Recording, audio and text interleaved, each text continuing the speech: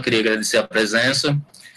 A palestra de hoje vai ser com o professor Danilo Alves da Silva, sobre o tema letramento histórico digital e temas sensíveis no ensino de história entre o passado e o presente. O professor Danilo Silva é doutorando em História pelo Programa de Pós-Graduação em História na UFRN, a linha de pesquisa Espaços de Memória, Cultura Material e Usos Políticos do Passado. Tem mestrado em Ensino de História pelo Programa de Pós-Graduação em História, também da UFRN, né, em parceria com o Prof. História.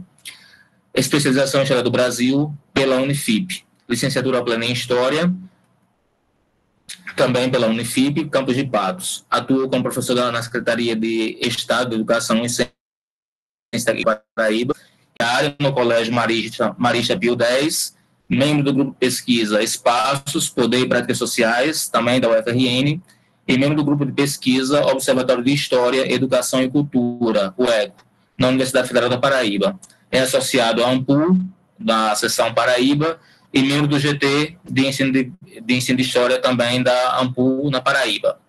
Essa atividade está sendo realizada em parceria com o grupo de pesquisa em Política, Gestão e Avaliação em Educação Escolar, o GPPGAE, e tem os apoios do Departamento Acadêmico de História e do Centro de Documentação Regional da Zona da Mata Rondoniense, o CDR. Professor Danilo, eu queria agradecer mais uma vez, agora com você, tá? Seja bem-vindo, obrigado pelo aceite. Obrigado, professor João Maurício, é um prazer enorme poder estar com vocês. Boa noite a todos e a todas. É um desafio, né, porque hoje é um dia em que já acordamos e as redes sociais estão agitadas, né, no sentido de uma disputa por uma memória do dia 31 de março, né, que para alguns comemora-se aí um movimento, uma revolução, mas para outros a narrativa se dá de uma outra forma sobre esse acontecimento, né? Inclusive, no material que eu vou apresentar para vocês, a gente escreveu uma espécie de capítulo de e-book com os estudantes que a gente chama 1º de abril, né? O dia de mentira foi de verdade. E dizer para vocês que o que eu vou apresentar aqui é fruto das pesquisas que eu desenvolvi no Prof. História, na UFRN, junto à professora Margarida Dias, que trabalha com ensino de História, e dizer que os temas sensíveis e as tecnologias digitais acabaram sendo aí a base do meu trabalho.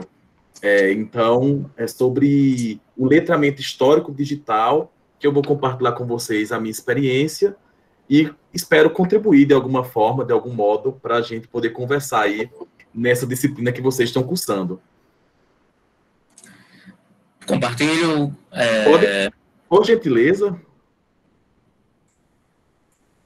Eu pensei, organizei a minha fala apresentando um pouco a trajetória, né, da pesquisa, mas ao mesmo tempo refletindo sobre essas questões.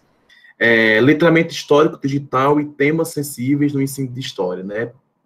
Onde é que eu comecei a discutir isso? Quais os meus interesses em torno dessa temática? Se puder passar, João Maurício.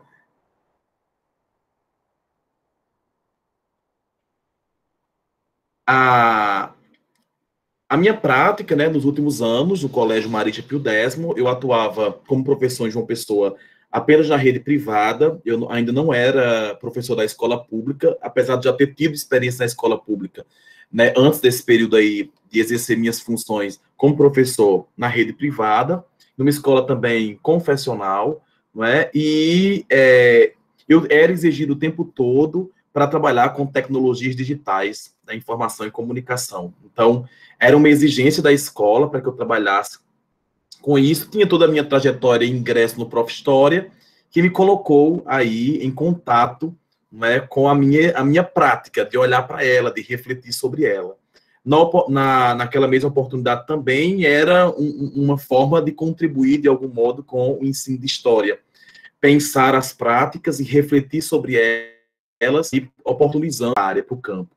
Então, trazer, né, para o ambiente acadêmico uma realidade que pouco se investiga sobre ela, que são as escolas confessionais e católicas no Brasil. Apesar de que a história da educação brasileira ela se confunde muitas vezes, o Saviano que fala isso, porque a história da educação brasileira está muito ligada com a questão da Igreja Católica.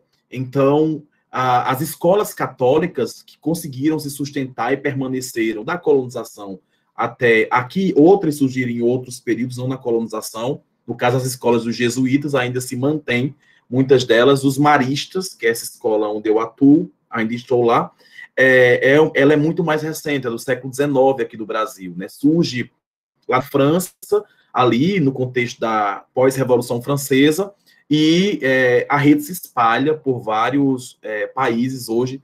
Eu acho que está em mais ou menos uns 80 países em que essa rede de ensino está instalada. E aqui no Brasil, né, em João Pessoa, onde eu estou, basicamente, eu acho que a gente está com 95 anos aqui de presença. Então, levar esse espaço para se discutir acerca das práticas de ensino de história foi, de certa forma, não é algo novo, porque não era muito comum problematizar esse lugar, olhar para as práticas exercidas nele. E o contexto em que nós estávamos era das eleições de 2018, não é, em que havia ali disputas em torno das narrativas acerca da ditadura civil-militar. Então, era preciso que eu pudesse contribuir de algum modo com os estudantes para pensar isso. Então, a questão norteadora do trabalho, não é? Como construir competências históricas e digitais na produção do conhecimento histórico no ensino de história. E aí, para a nossa conversa hoje, eu acrescento acerca dos temas sensíveis. Né? E eu acho que já pode, como construir essas competências, o que é uma competência, o que é uma habilidade. E como eu estava trazendo essas discussões para o meu trabalho, já que se discutia no Brasil sobre a BNCC, naquele contexto ali. Então, as competências como algo maior a se alcançar, né? Como um modo de proceder, como uma forma de construir um conhecimento sobre um determinado fenômeno. E no campo da história, a gente tinha ali as competências da área de conhecimento, mas na matriz curricular que eu analisei, que era a que eu trabalhava, nós tínhamos competências específicas para o componente história. Pode passar, João Maurício, por gentileza? E aí eu queria tratar agora dessa questão dos temas e das questões sensíveis. A gente aparece na literatura de diversas formas, não é? Como sensíveis, como traumáticos, não é? Relevantes para a historiografia, ou controversos, passados sensíveis, passados vivos, história difícil. Geralmente, na literatura, a gente encontra aí essas expressões para se referir ao que a gente está chamando de temas sensíveis. O que está ligado às questões étnicas, religiosas, de gênero, xenofobia, de ditaduras, de genocídios, racismos, né, escravização, dentre outros, se encaixaria aí, né, dentro desses temas sensíveis. Uma pesquisadora do campo de ensino de história, ela tenta recolher na historiografia, não é, artigos, trabalhos que de certa forma, dialogam com essas questões. João Maurício, você quer falar alguma coisa? Posso prosseguir? Você levantou a mão ou foi sem querer?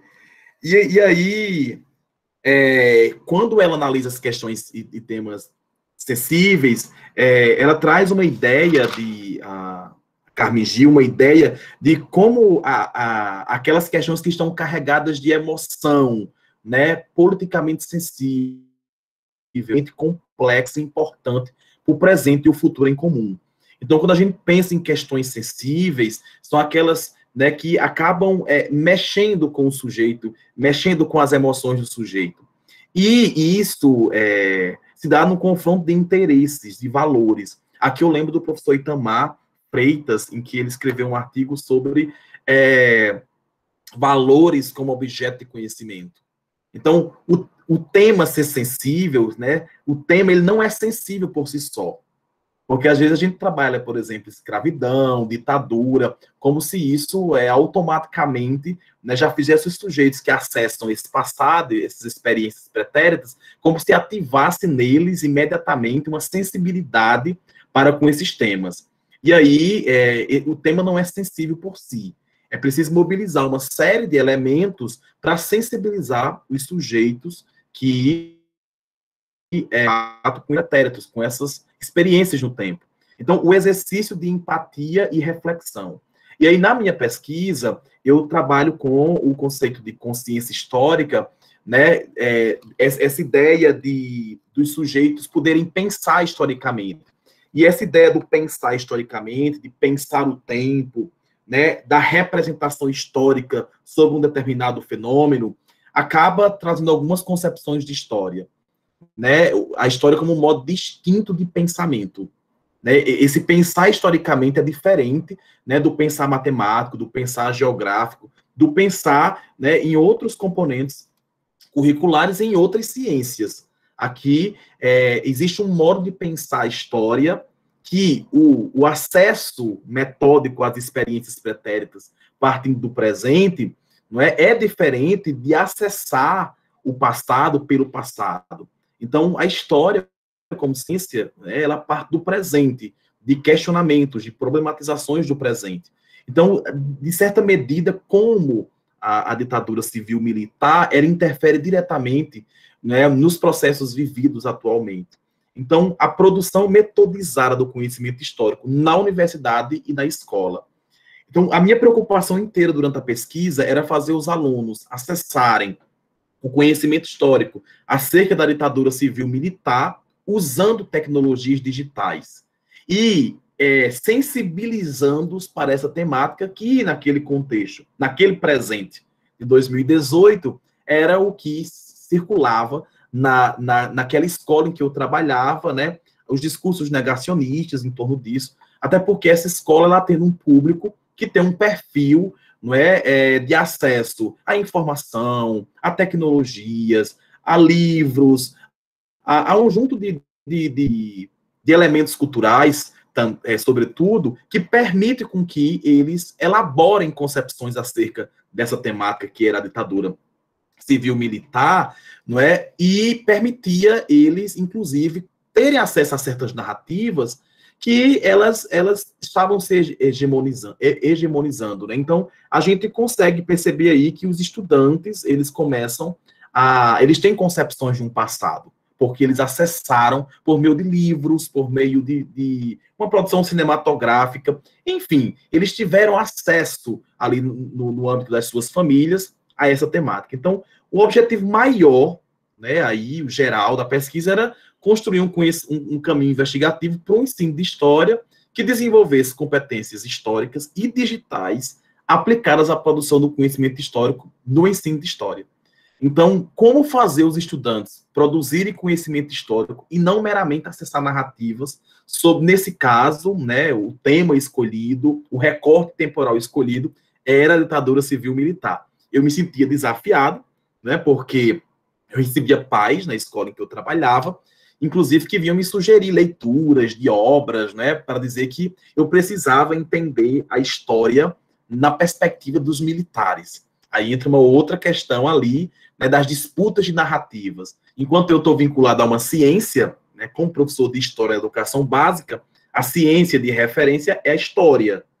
Então, eu entendo que, como professor, eu preciso olhar para a produção historiográfica, né, para o que foi produzido, porque, embora exista um saber histórico escolar acerca da ditadura, inclusive dos livros didáticos, a forma que estão organizados, eu preciso dialogar com essa ciência de referência. E as sugestões que me vinham era dialogar aí com o Olavo de Carvalho, por exemplo, né, me sugeriram ler obras dele, eu recebi esse tipo de coisas ali, de relações que eram estabelecidas naquele âmbito ali da escola. Então, isso era desafiador, como um professor trabalhar com temas sensíveis, onde, né, a onda negacionista, ela já estava ali se efetivando naquele contexto. E aí, eu tinha que ter estratégias para que os estudantes conseguissem compreender, né, e também formular representações desse passado. Construir conhecimento acerca desse passado. Não era só acessar esse passado por acessar.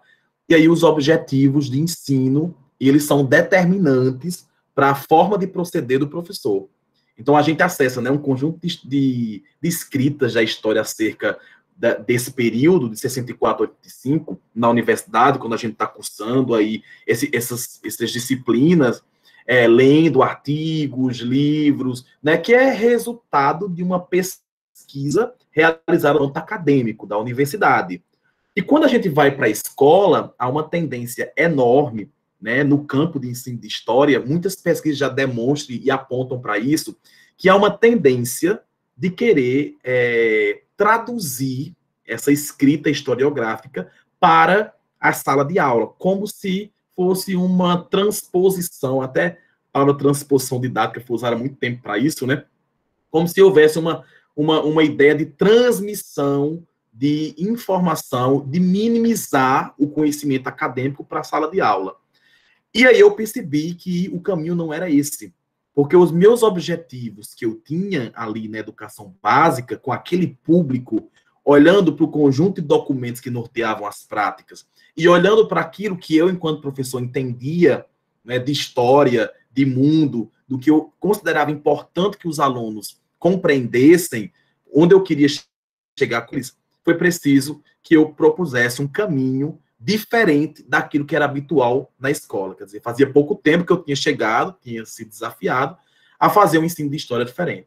Então, a primeira coisa no meu trabalho, eu falo dessa escola. Que escola é esta? Quem são os sujeitos? Quem são os pais? O que é que eles têm acesso? Toda a primeira parte, né, do meu trabalho consiste nisso. Na segunda parte, eu vou aí relacionar a cultura digital ao ensino de história, né? E eu tento olhar para o ensino, para as ferramentas que são utilizadas e como nós utilizamos das TDICs de forma crítica. Utilizamos ou não naquele espaço em que eu atuava? E como utilizávamos isso? Como fazer com as tecnologias? Então, eu vou tentar entender a cultura digital e as interferências da cultura digital no ensino de história. Aí eu acabo tomando como referência o Michel de Certeau, com a ação historiográfica, e começo a pensar assim: como construir conhecimento histórico utilizando tecnologias? Como acessar fontes digitais, ou que foram digitalizadas, ou que já nascem digitais? Como o historiador produz conhecimento nessa era digital? Então, o meu diálogo se deu por aí. E, na última parte, eu apresento um caminho investigativo. Né? É um pouco desse percurso que eu faço. João, se você puder passar... aqui, eu acho que você pode passar também, já falei, né? O Colégio Marista Pio X de João Pessoa é meu campo empírico, onde eu fiz essa investigação. Então, eu coleto uma série de documentos ali, faço uma coleta do projeto educativo do Brasil Marista, que é um documento próprio da instituição. Eu olho para a matriz curricular, né? Eu olho para os planos anuais, trimestrais que são elaborados. Eu olho para o relato de avaliação para entender, tá, esse é o meu público. Eu tenho um problema para resolver. Eu quero que os meus estudantes consigam ler o mundo, consigam pensar historicamente para resolver um problema de leitura e de escrita dos estudantes em história. Então, eu começo a analisar os documentos institucionais para entender. É nesse momento que eu faço essa pré-análise, né? Eu olho para esses documentos, olho para o que está escrito neles, e começa a fazer uma investigação de qual é o entendimento de ensino de história que há nessa instituição e que há no Estado brasileiro. E aí, depois de tratar, né, esses documentos, eu vou dialogar aí com alguns autores. Então, alguns conceitos, algumas categorias conceituais que eu trago para a minha pesquisa. Cultura digital, cultura da conexão, era digital, história e historiografia digital, formação histórica e formação digital e cyberespaço. Então, eu vou dialogar com historiadores, mas também com outros cientistas sociais que olham para o mundo digital, que olham para as relações que se efetivam, né, no espaço digital, no cyberespaço. E aí, eu começo a olhar para a história e a historiografia digital e questionar justamente como isso chega no ensino de história. Porque nos Estados Unidos, na Itália, né, já tinha uma experiência com a história digital, que no Brasil não era muito comum. Né? Então, a Anita Lucchesi, o Dilton Mainardi já trabalham com essas questões, e eu trago isso para o ensino de história. Algumas outras categorias que eu também utilizo para pensar essa operação historiográfica é justamente aquelas ligadas ao campo do ensino de história, que é a operação historiográfica, consciência histórica, questão histórica, fonte histórica e ensino de história. Então, eu dialogo esses saberes, né, saberes da prática de produzir conhecimento histórico, da prática historiográfica, e com saberes, né, aí no campo do ensino de história. Né? Como isso acontece? Então, qual é a operação que a gente realiza para dar uma aula de história?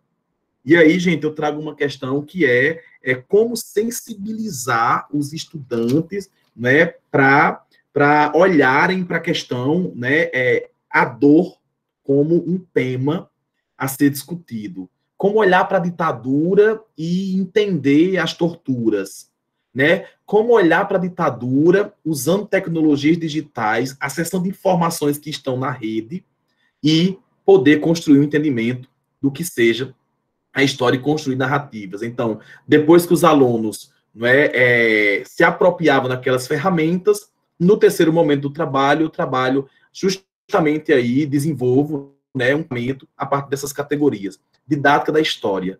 A didática da história se preocupa em entender, possivelmente, como se produz, como se divulga o conhecimento histórico, como se dissemina também o conhecimento histórico. Então, investiga tanto a produção do conhecimento, quanto a divulgação desse conhecimento e a apropriação dele. O letramento digital, eu pego essa categoria com a literacia histórica, que é uma categoria desse pensar historicamente. E aí eu junto esse letramento digital com a literacia histórica e chamo isso de letramento histórico digital. Mas eu chamo isso, não é simplesmente juntar a ideia de letramento, né, digital e histórico, mas construindo uma ideia, um caminho de como se fazer isso. Né? E aí, para quê? Para que o aluno construa uma competência narrativa. Para que ele consiga, ao final do processo da operação historiográfica, construir uma narrativa acerca de uma temática que seja dele, que seja autônoma.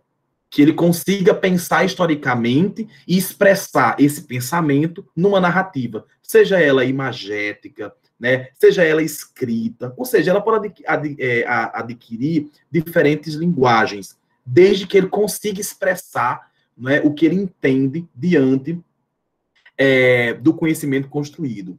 E, por fim, esse aluno conseguiria construir uma aprendizagem histórica com sentido para a vida. Então, chegava-se nas salas de aulas naquele contexto, né, memes, notícias, postagens, em que se falava muito de um retorno para a ditadura militar. E aí? Como discutir com os estudantes, né, um tema que naquele contexto ali era de negação daquele passado, daquela narrativa, eram narrativas sendo disputadas, né, pela historiografia, pelos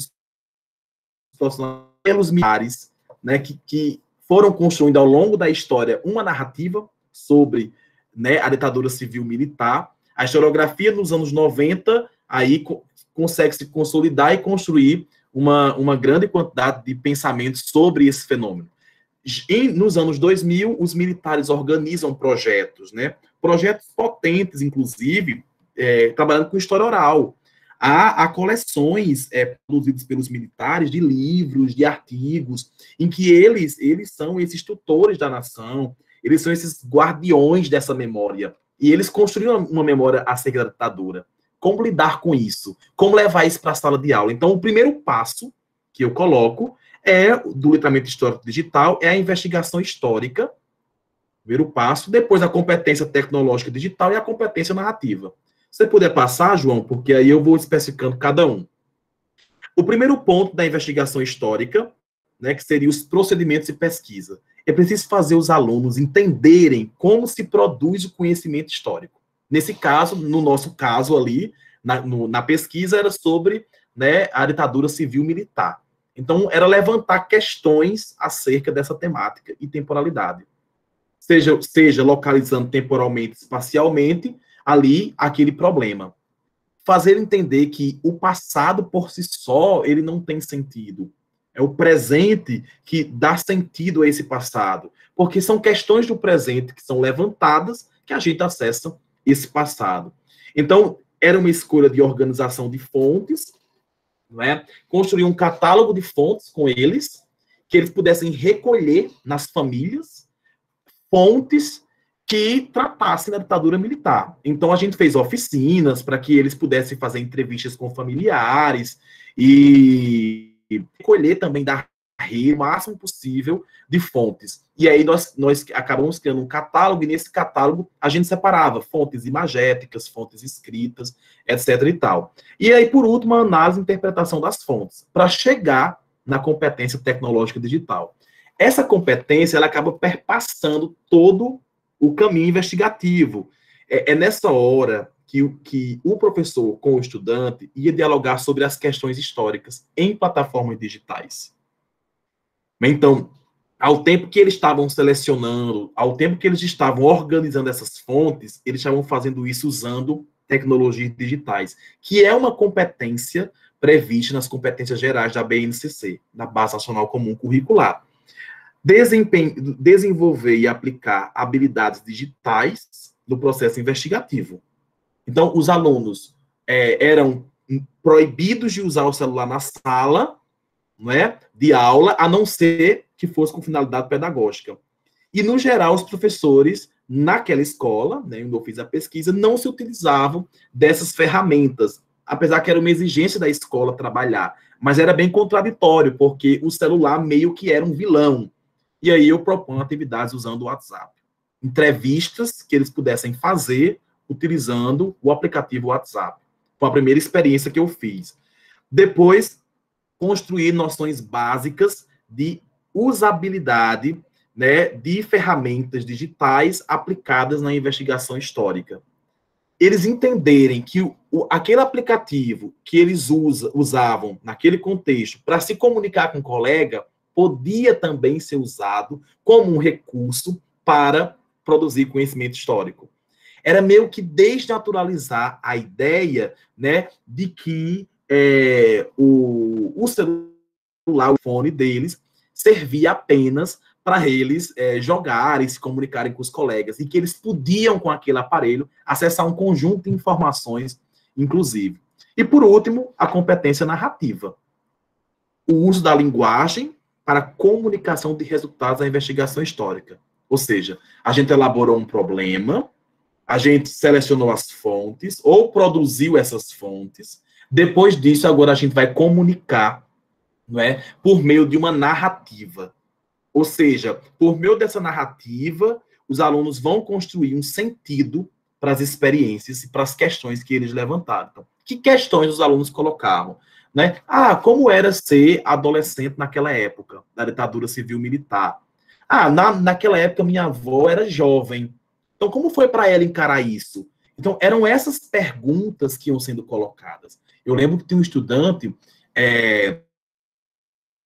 inclusive foi o pai dele que eu fiz um atendimento na escola junto ao coordenador, e ele me sugeriu ler Olavo de Carvalho para não ser idiota, aquele livro do Olavo de Carvalho. E eu lembro que o filho dele, nessas pesquisas, descobriu nos arquivos familiares que o avô né, do Partido Comunista. E era um passado que a família silenciava, que a família não contava.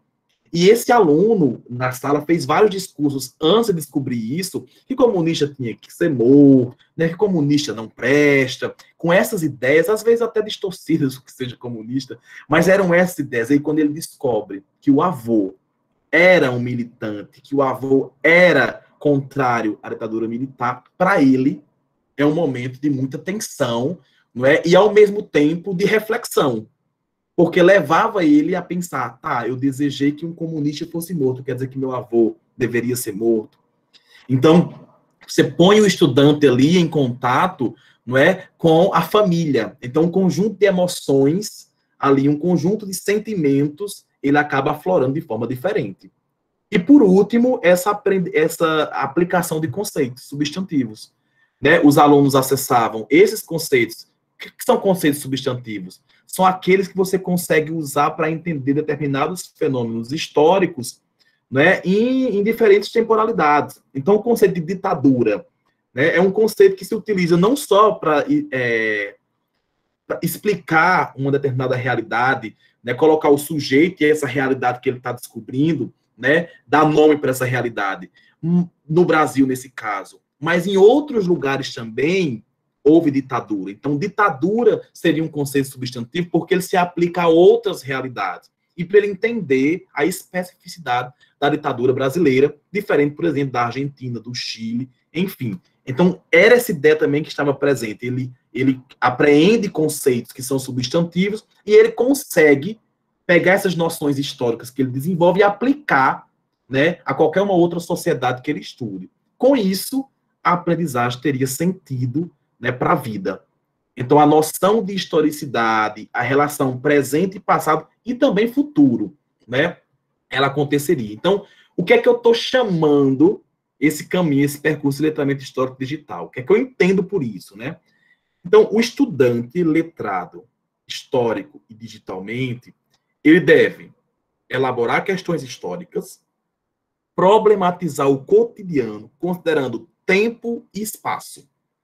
Ou seja, tempo e espaço são duas categorias fundamentais da ciência história, né? O tempo, a gente sempre situa os acontecimentos do tempo, mas o espaço, geralmente, a gente naturaliza, né? O espaço, geralmente, a gente tem uma tendência enorme de meio que não problematizá-lo, como se fosse algo a priori, algo já dado, né? E aí não pensa os espaços no seu processo de formação, de invenção.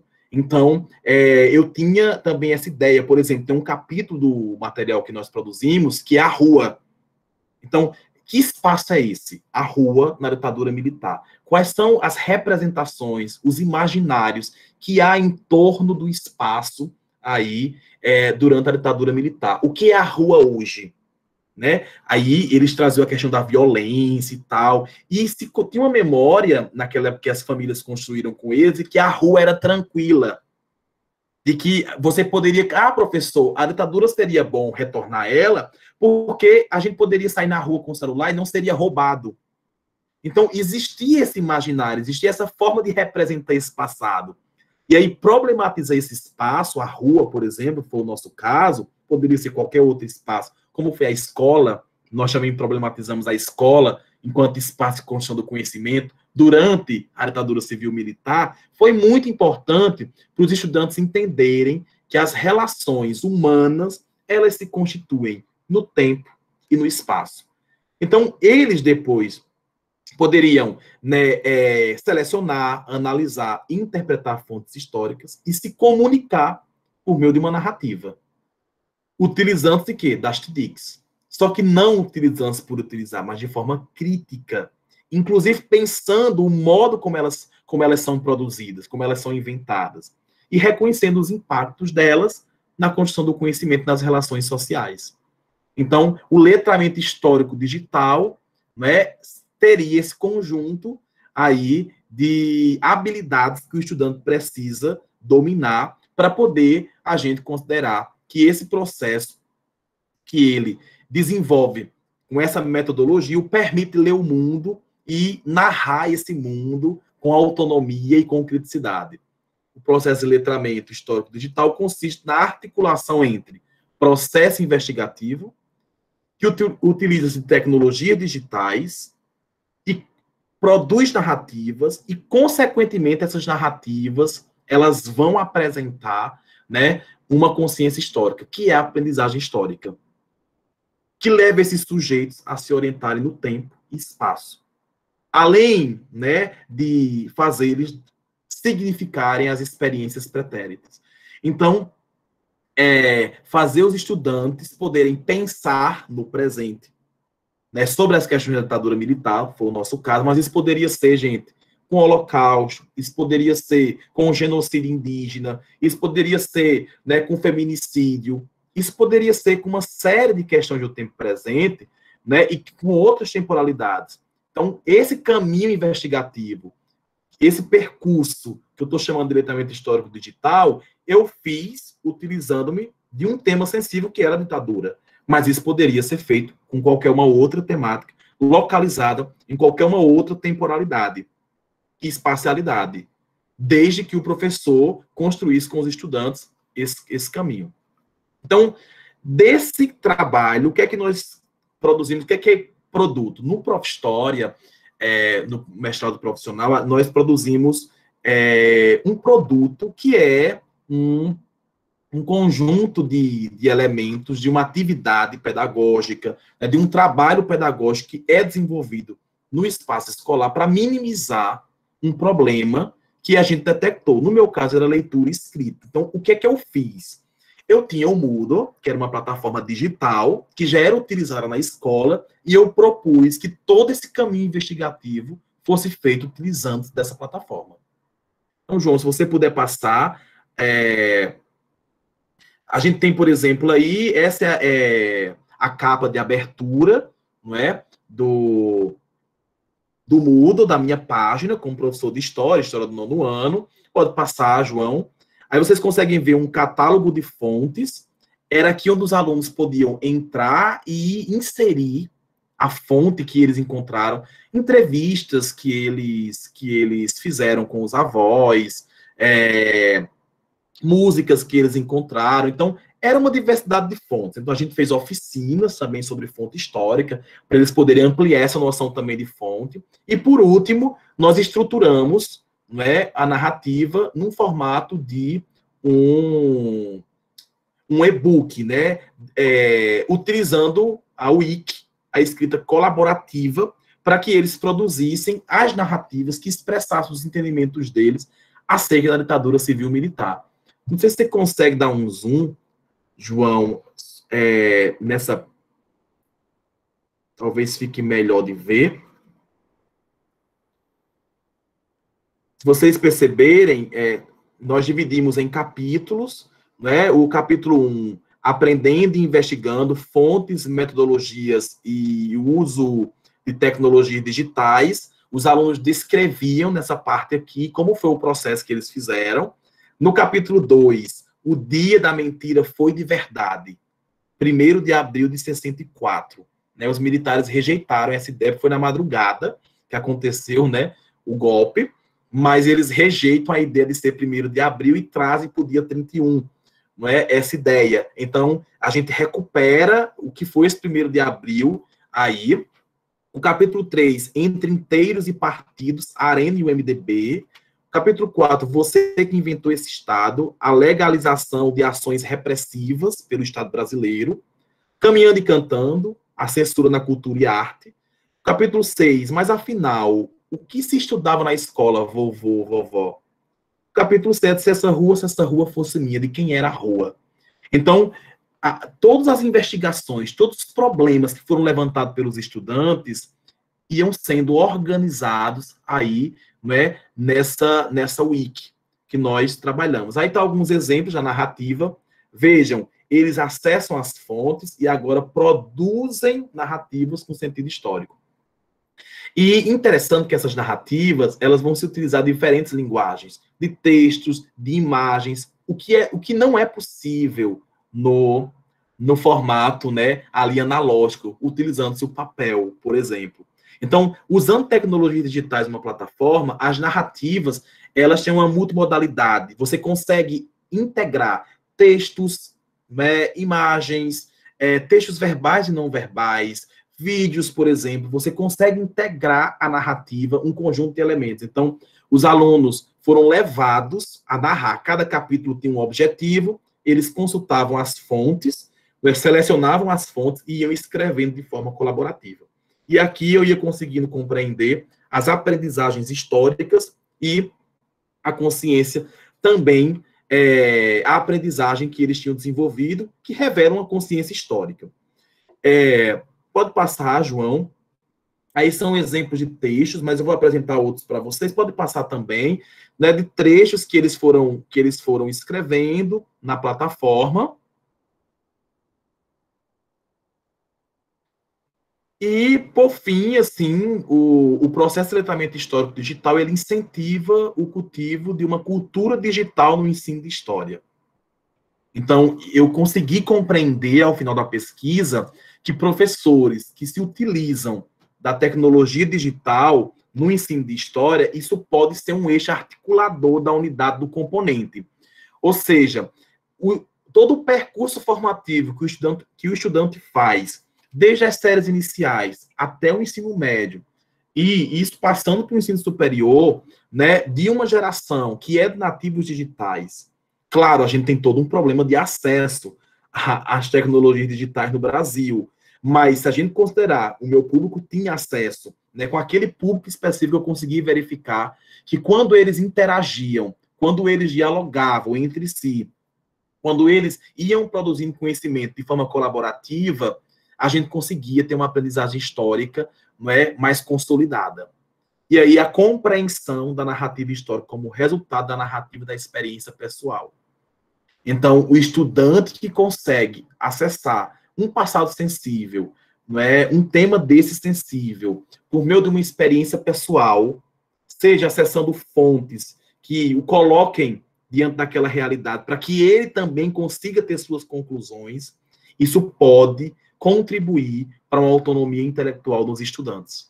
Ou seja, eles não vão consumir uma narrativa pronta, acabada, né? Que a gente chega na sala, o professor tem um esquema, né? Ele pega os artigos, os livros, o resultado das pesquisas, ele minimiza e ele leva para a sala de aula para que o estudante acesse.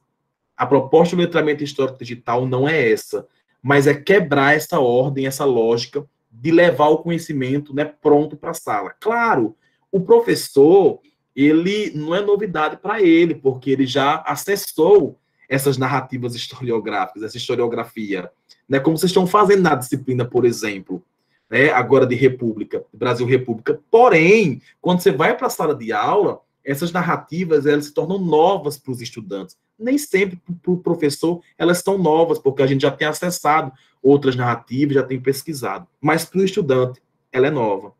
Então, o letramento histórico digital aparece como uma ferramenta metodológica para o ensino de história. O professor pode utilizar dessa ferramenta para trabalhar com qualquer tema, né, reunindo um conjunto de fontes. Por fim, gente, há um desafio, eu não consegui avançar com isso na pesquisa, mas ninguém dá conta de tudo na pesquisa, mas eu usei o Moodle, ou seja, uma plataforma que ela já existe, tem uma série de ferramentas nela, mas há uma necessidade enorme, e a pandemia veio mais ainda para nos provocar a pensar sobre isso, né? Porque ela acabou colocando uma lupa num problema que já existia. Nós nos utilizamos de plataformas que não foram pensadas para o ensino de história. Estamos utilizando, por exemplo, aqui o Meet. Se essa plataforma que a gente está usando agora, se a gente estivesse produzindo conhecimento histórico, né, de forma colaborativa, todos aqui, que não fosse uma palestra, mas se fosse uma aula em que estivéssemos colocando a mão na massa, literalmente, todos juntos, como produziríamos conhecimento usando essa plataforma? Quer dizer, ela não foi pensada para isso. Ela não foi pensada dentro da lógica epistemológica, né, de produção do conhecimento histórico. Então, que plataformas, que aplicativos nós podemos pensar, aí dialogando com profissionais da informática, né, da computação, da programação, como é que a gente pode inventar, criar plataformas, aplicativos que utilizem-se da lógica metodizada da produção do conhecimento histórico? Que a gente não precisasse ficar adaptando o caminho, os percursos, mas que a forma de funcionamento dela levasse a gente para o método histórico.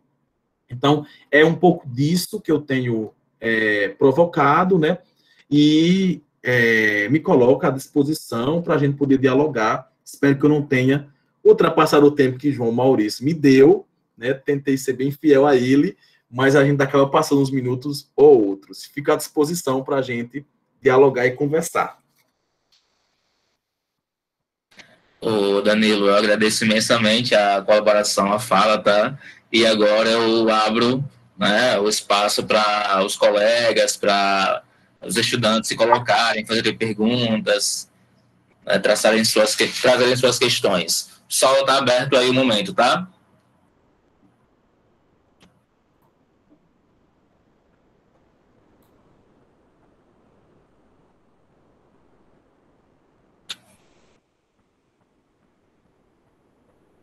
Ninguém tem nenhuma questão, pessoal? Danilo, enquanto o pessoal cria coragem, eu vou fazendo algumas, tá? Porque eu anotei bastante coisa.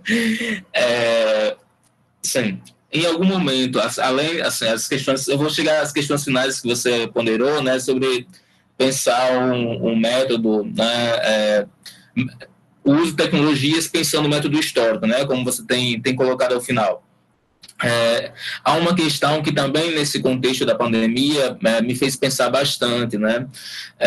Como é que você chegou a pensar, você já, assim, já enfrentou isso em algum momento, que é a questão de como o uso da tecnologia pode levar também a uma dependência da tecnologia, assim, você pensou, inclusive, dentro da perspectiva de letramento, uma ideia de como a gente pode se educar até para o uso da tecnologia em uma perspectiva que não amplie o seu domínio em nossas vidas? Esse é um ponto. A Karen colocou uma pergunta aqui, né? Ela pede, Danilo, por favor, repita os teóricos que você operou com letramento. Né? É uma questão que ela fez. Né? Eu vou fazer mais uma, porque eu anotei algumas. Aí a gente vai discutindo com o tempo, tá certo? Acho que em bloco de 3 tá bom, né? Como você vê, por exemplo, isso é uma outra questão ainda pensando no campo da tecnologia, e aí acho que nesse momento que nós estamos também, sobre a perspectiva do que a gente chama na nossa área de uberização da docência. Né? Em que ponto você acha que isso pode, assim, que cuidados ou como a gente pode lidar com isso, né, de uma forma que o letramento digital não leve, por exemplo, a uma dependência maior nossa em relação a isso, a uma exploração maior do fluxo de trabalho. Né? Acho que esse é um ponto para a gente pensar também. Né? A Olga está agradecendo a você aqui, tá? Parabéns pela exposição, professor Danilo, e obrigada pela generosidade em compartilhar a experiência conosco. Eu só fazendo provocaçõezinhas porque eu acho que elas são pertinentes, sabe, Danilo? Você pode ficar à vontade agora, depois a gente volta.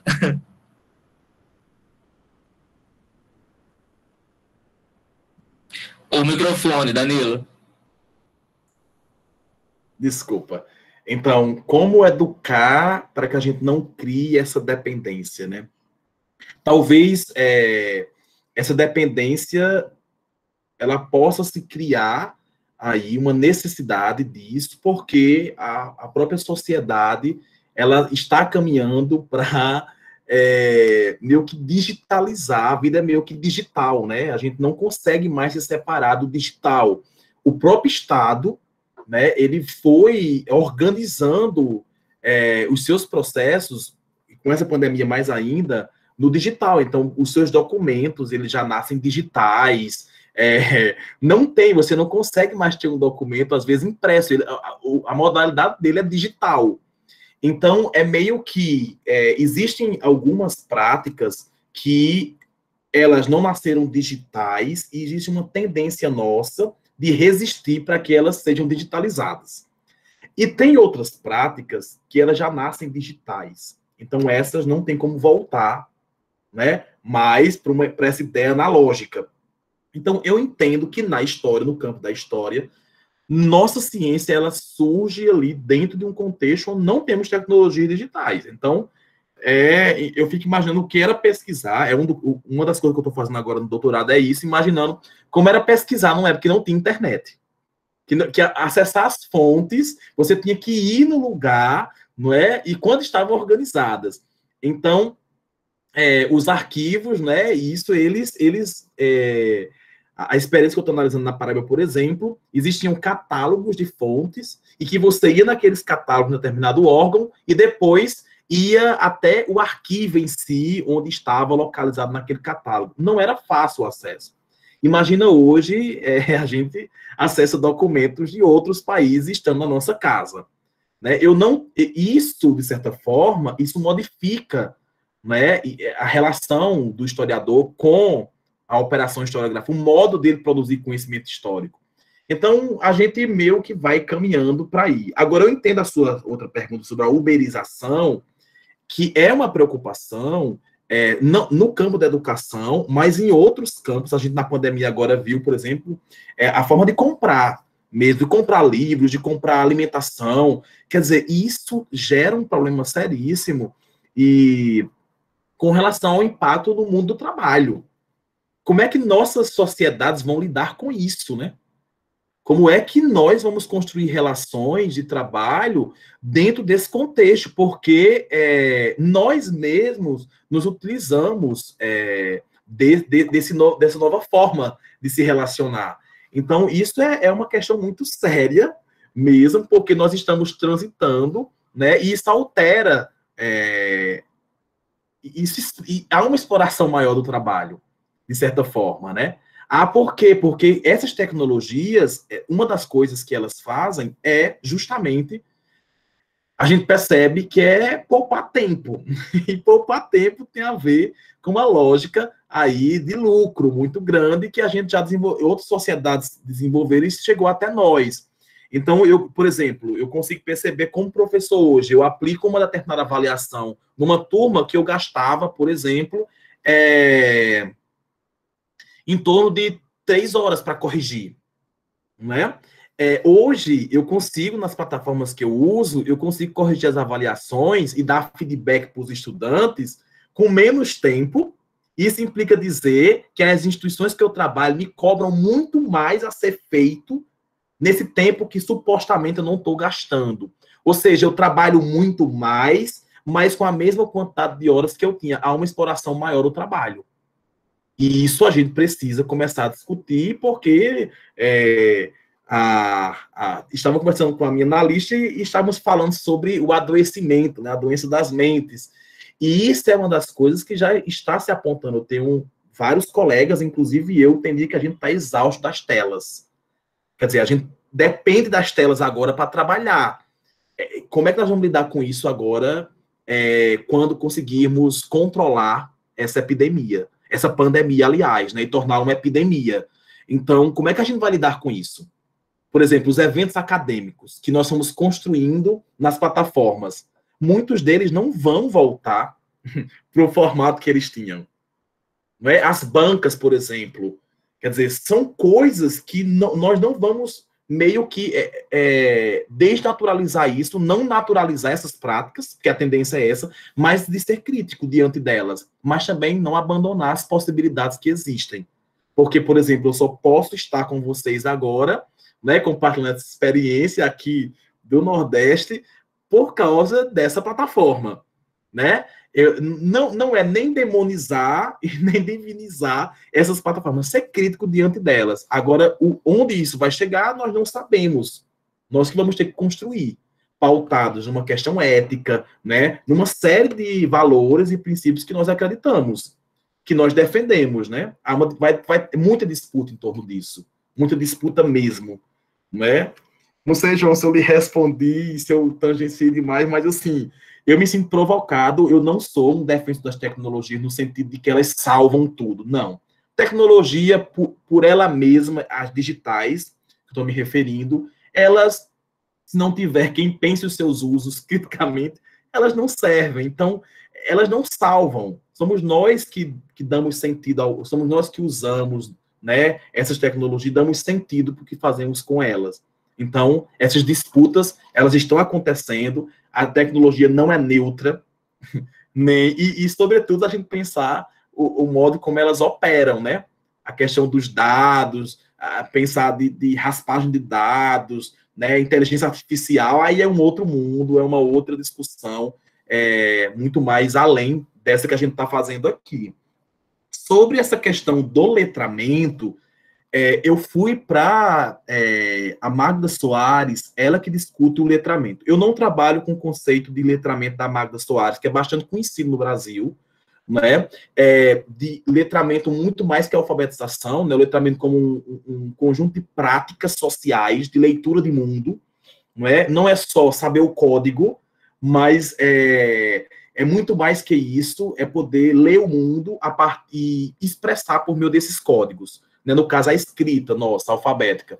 E eu usei do conceito de literacia histórica. É um conceito muito utilizado pelo Peter Lee,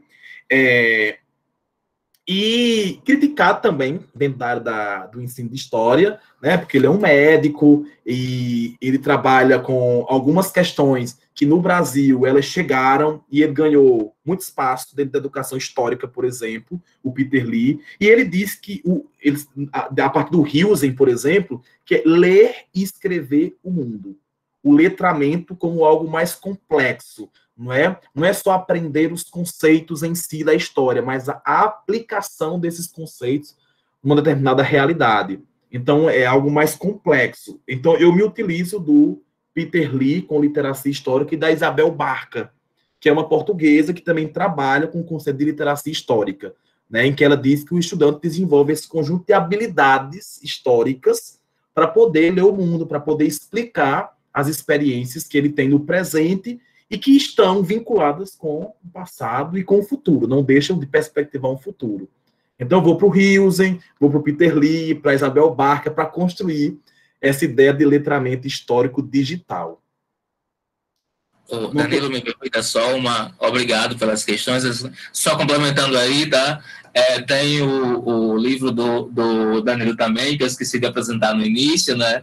Onde ele sintetiza essas questões, vocês encontram na Amazon, tanto no formato e-book quanto no texto, e o Danilo, né, falou várias vezes em construir competência narrativa, né, ao longo da fala dele, numa aproximação muito, né, assim, muito acentuada com o Hilsen, né, com que ele vai chamar de competência narrativa, e é algo que o Danilo fala e faz com domínio de condomínio, né? Condomínio de caso, né? O Danilo escreve muito bem, eu passei o resto do dia lendo para a atividade de hoje, inclusive para as provocações do diálogo, né? Assim, e é um texto bacana de ser lido e provocador, né? Para pensar em experiências, e ele faz uma coisa que eu acho muito bacana, que é unir a perspectiva teórica à prática, né?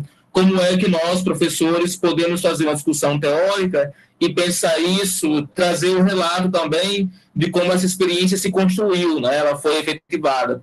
Então, assim, é um dos pontos, Danilo, que eu queria acentuar no teu trabalho e que me agradou muito, tá certo? Assim, só para ponderar aí a despeito dessas questões, né?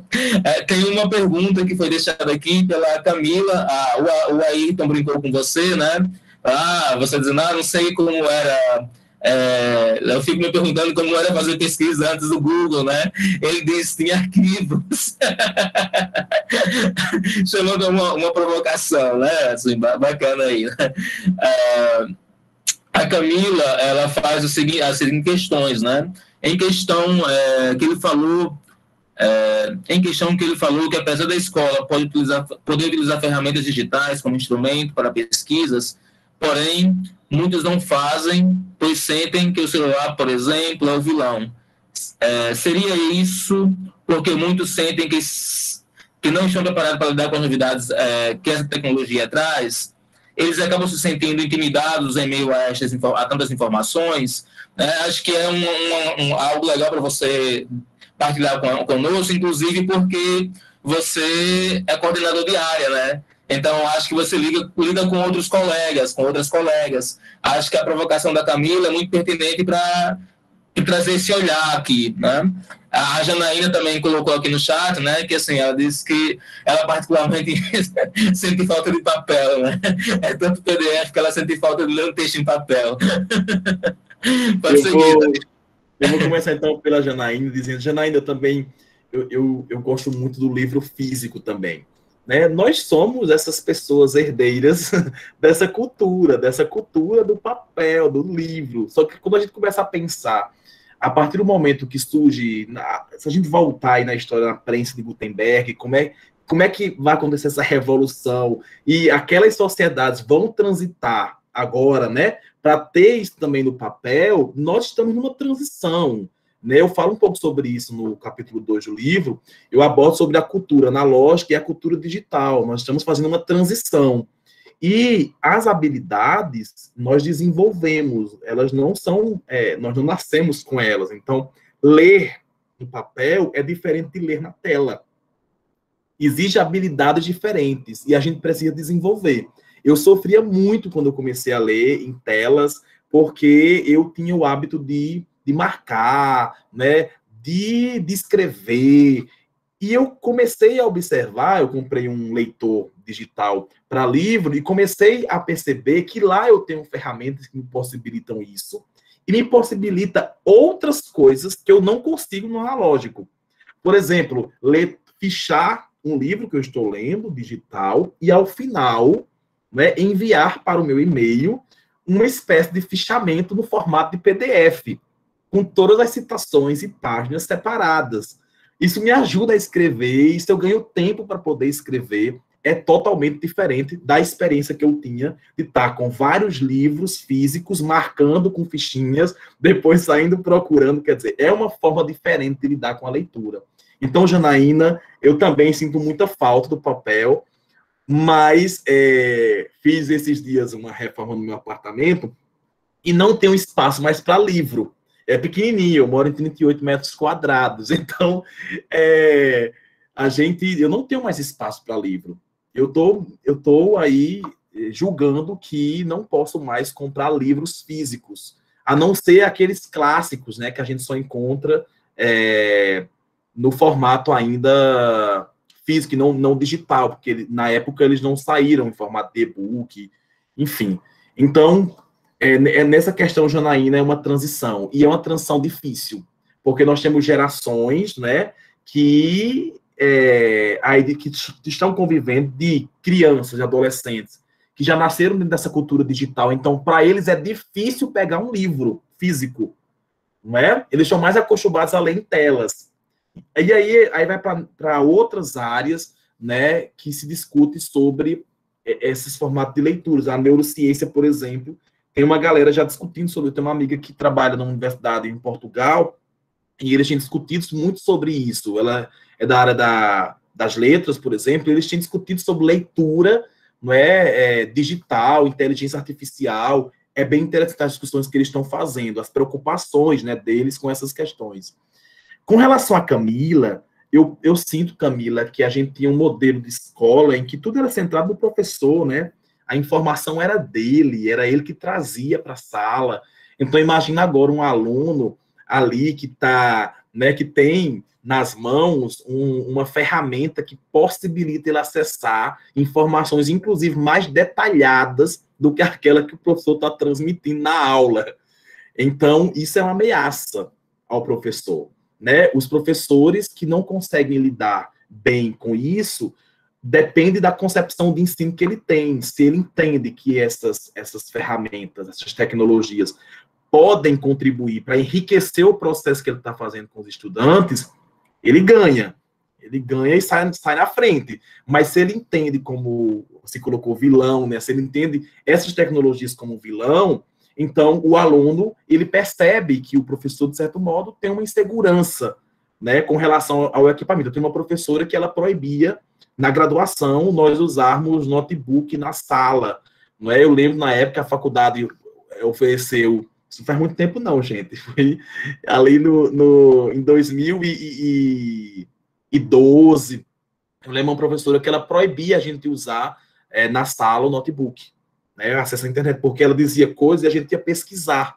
Não era para poder checar se a professora estava dizendo uma informação corretamente, mas era para ampliar o que ele estava falando, às vezes para ver o significado de uma palavra que foi dita, de um texto. Ou seja, a gente precisa pensar as aulas com essas ferramentas já. Não dá para a gente ficar mais fugindo delas e entender que elas limitam, pelo contrário, elas ampliam. Agora, depende da forma que a gente planeja o uso. Elas, por si só, elas não vão contribuir. Não é? Mas, com relação à área, João Maurício, na sociologia, na filosofia, os meus colegas também, eles sentem um pouco isso, né? Alguns com mais resistência, outros menos, mas as humanidades digitais, que é uma área, né? A USP tem um laboratório e outras universidades também, aqui no Brasil já tem, as humanidades digitais têm se preocupado, né, com a área de humanas, acerca da produção do conhecimento aí a partir desse mundo digital. O que fazer, né, as relações que a gente estabelece. Inclusive essa aqui, por exemplo, que a gente está estabelecendo agora, né?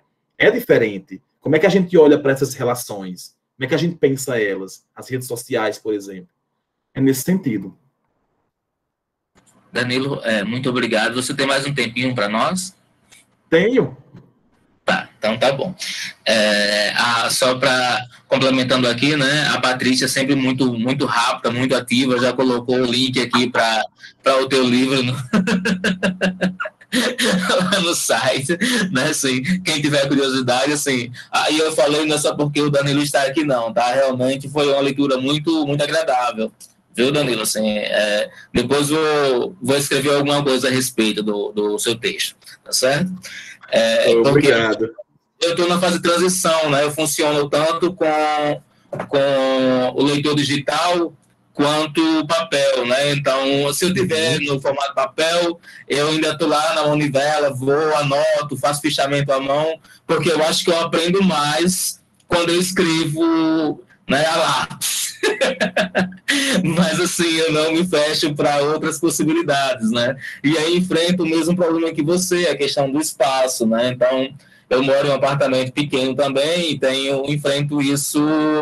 Também já decidi que eu só quero ter em papel daqui para frente aquilo que eu achar que não, esse eu quero em papel, né? Assim, mas geralmente eu estou adquirindo também em formato e-books, né? Exatamente por isso. Nós estamos em uma sala onde os colegas ou são professores, né, os colegas e as colegas, ou estão em processo de formação para se tornarem professores e professoras, né? Então, assim, acho que isso é muito sintomático. Esse é um dos motivos, inclusive, que eu fiz questão de convidar para trazer esse debate, porque tem uma interface com o conteúdo do componente curricular, da disciplina, mas tem uma interface muito grande com o fazer, né? E com o fazer esse professor, o fazer esse professora, porque eles e elas vão para as escolas e vão enfrentar isso, né, no dia a dia. E aí a minha provocação agora é um pouco nesse sentido, né? Assim, como você avalia, por exemplo, a atuação no ensino privado, numa escola privada, e agora também na escola pública, já que você está na rede, né? Como você tem percebido esses lugares? E aí, assim, eu gostaria que, se você pudesse, indicasse, no caso possibilidades, assim, o que você enxerga como positivo e como dificuldades nos dois lugares, né? Porque senão fica aquela coisa da gente imaginar que só tem problema na escola pública ou o contrário e tal, assim, né? Então, acho que é bacana. Se você puder pensar um pouco também dentro dessa perspectiva, o lugar da autonomia, como por exemplo, construir esses percursos, como é o teu diálogo com as coordenações pedagógicas, como é que você consegue interagir isso, pensando essas duas realidades também, pensando o público e o privado. E aí, assim, se você puder, com um carinho especial que você tem construído até agora, pensar realmente isso, assim, a gente está em um espaço onde nós estamos formando professores e professoras que atuarão nesses lugares, né? Então, é um pouco a minha sensibilidade, a minha questão agora.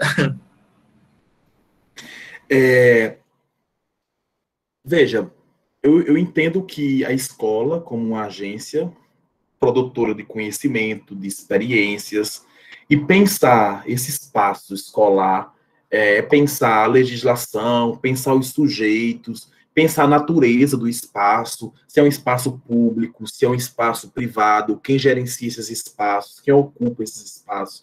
E eu fico pensando que uma das primeiras questões é para que serve a escola, né? Qual a função social da escola? Ser professor na escola pública e na privada é a mesma coisa? Eu sou perguntado muitas vezes sobre... você procede da mesma forma? Dá para fazer o letramento histórico digital na rede que você fez na privada, por exemplo, mas na pública? Você já fez esse percurso? Então, eu diria que existem alguns desafios. O primeiro deles é que a gente precisa, enquanto professor, entender os sujeitos que estão envolvidos no processo. Então, educação básica no Brasil, o ensino de história está a serviço de quê? Né? A gente está preocupado com a formação de quem já é educação básica, quais são os principais objetivos. E a gente precisa dos documentos institucionais e precisamos ir na Constituição brasileira para entender qual a finalidade da educação, precisamos ir na BNCC, mas depois de nesses documentos todos, qual é a especificidade que há entre um público que acessa a rede pública e privada?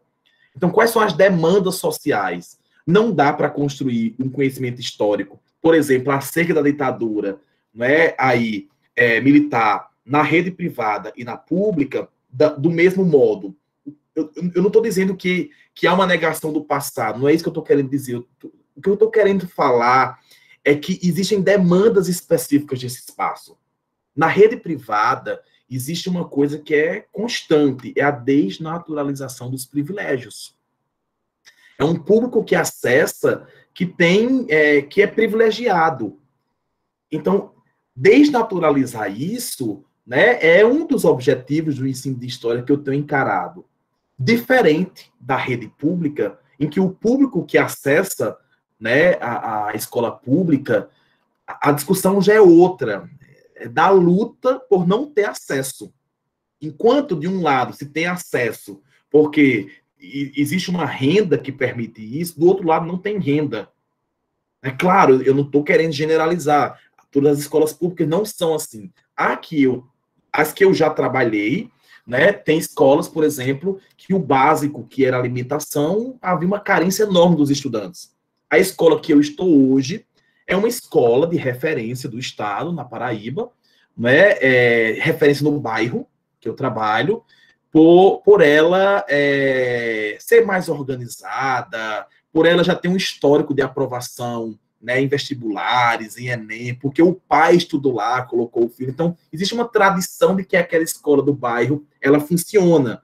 Mas essa escola, por exemplo, lá eu sinto uma liberdade maior de fazer algumas atividades, porque existe acesso, né, acesso material mesmo, à internet, a equipamentos. Por exemplo, agora no remoto, eu tenho salas com 28 alunos, por exemplo, 30 é o máximo dessa escola, porque não cabe mais. Então, eu tenho, às vezes, 25 alunos na aula síncrona. Né? Eu tenho 5 alunos que não têm acesso à internet. Então, eu tenho 6 turmas, por exemplo. Dessas 6 turmas, eu tenho 90% que está conseguindo acessar. Não é? E 10% que eu tenho que atender num outro formato, que é no formato impresso. Não é? Um curso à parte. E eu fico tentando pensar um curso para quem está ali nas aulas síncronas e um curso para quem se relaciona comigo por correspondência. É quase que isso, né? Ele vai na escola buscar as atividades, uma explicação, e eu tento meio que manter um diálogo com ele ali, para além do conteúdo em si. Então, eu considero, a partir da minha experiência, que a rede privada, a que eu trabalho, tá certo? É uma das coisas que eu também coloco no livro, pensar que a rede privada ela não é homogênea. Ela não funciona do mesmo jeito em todo lugar. Então, eu trabalho numa escola que é confessional. Então, meus colegas de história às vezes perguntam assim, mas lá você reza a missa com eles, mas lá eles permitem você falar de alguns temas. Gente, é uma escola. E como escola, ela precisa atender tudo aquilo que está na legislação. Né? Claro que tem atividades específicas que pertencem à natureza daquela instituição, mas que elas não são obrigatórias para os estudantes e nem para os professores. Há um respeito. Mas como no Brasil a gente construiu uma ideia de que escolas confessionais elas doutrinam, né, eu já me senti em alguns contextos e momentos muito mais livre na escola privada e mais seguro das práticas que são exercidas do que na escola pública, por exemplo. Parece ser contraditório, mas eu já me senti mais protegido, né, na instituição privada do que na instituição pública em alguns momentos, no sentido, inclusive, de discursos, de ideias defendidas. Então, na rede pública, por exemplo, às vezes o profissional ele fica sozinho. Né? Na rede privada, por exemplo, existe, inclusive, assessoria jurídica, muitas vezes, para ajudar numa série de questões que apareçam ali. Porque quando eu me pronuncio, eu também me pronuncio em nome da instituição. Então, a instituição também está comigo. Né? Então, eu acho que isso difere muito. A minha experiência tem sido assim, João, por aqui. É uma escola que, de certa forma, pela tradição dela, ela não é tradicionalista, ela avançou, ela conseguiu, fazer um movimento, né, de compreender a educação de uma forma que ela não fica relutando para conservar certas práticas. Mas, por outro lado, ela ainda conserva, porque, por exemplo, a gente usa jaleco para dar aula. É uma das coisas que eu também questiono, né? A gente usa mapeamento nas salas, disciplina os corpos, de certa forma, nas salas, porque os alunos têm lugares marcados para sentar. Então, é uma contradição. Enquanto ela avançou na concepção pedagógica, ela ainda mantém na sua tradição algumas práticas, alguns ritos, que, de certa forma, constituem um pouco a identidade daquele espaço, sei lá, né? Vai por aí, mas eu sinto que a rede pública, aqui na Paraíba, nós não temos uma gestão democrática. Então, há uma nomeação das direções e eu me sinto vigiado o tempo todo, né? Existe uma forma, a forma que a gestão lida aqui, existe um projeto aqui na Paraíba chamado Gira Mundo. Então, os professores são enviados para a Finlândia e para Israel, para a Espanha, para a Itália, até já foi, para conhecer modelos de educação, formas de funcionamento de sistemas de educação. E muitas ideias já foram chegando por aqui, bem nosso, né? O modelo francês que chegou e tal, agora o finlandês. E aí, os professores chegam com projetos para implantar nas escolas. Eles precisam desenvolver projetos, eles passam 3 meses, geralmente a gente pode passar 3 meses, no máximo, estudando numa universidade na Finlândia. A Finlândia acaba sendo a que mais vai, né? Mais professores vão. E lá a gente desenvolve um projeto e aplica quando chega na rede de ensino. Porque já há uns 6 anos atrás, o Estado vem implantando escolas cidadãs integrais. Ele conseguiu bater a meta esse ano. Todos os municípios da Paraíba têm uma escola cidadã integral, onde o professor tem dedicação exclusiva, trabalha 40 horas. Né? E outros professores, como eu, que não tenho dedicação exclusiva, não trabalham numa integral, numa escola regular.